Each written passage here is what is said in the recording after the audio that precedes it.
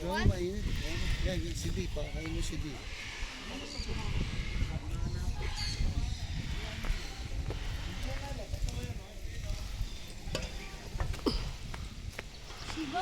Ito yung second largest. Tama ba kuya sabi mo? Second largest tortoise. Ang bigat niya, kailangan 2 tao, 3 tao magbuhat.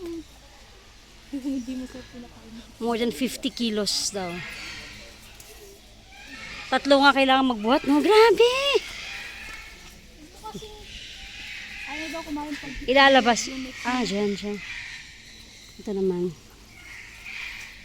Tsaka healthy sila, no? Pag pinamot yan, hindi po yan kakain. Mas gusto nila yung kinakamot. Try mo bigyan niya natin yung isa. Bigyan mo nga, Alex. Ito, nakatong ha.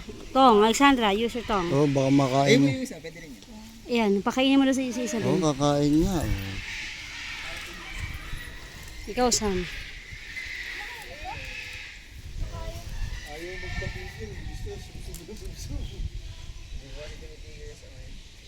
Ayaw niya.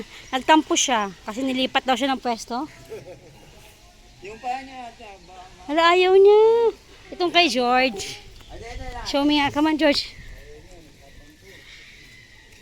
Green na yung bibig niya. Ikaw magpakain natin, Sam. Ayun, kumakain siya kay Ate Sam. Disabled siya.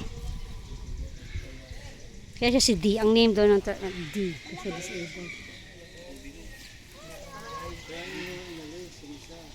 Bakit daw? Dahil? binubuli po. Binubuli. Ang galing naman. Nalalaman. Oo. 3 muna. Pero ito yung Ito. talagang kasama, no?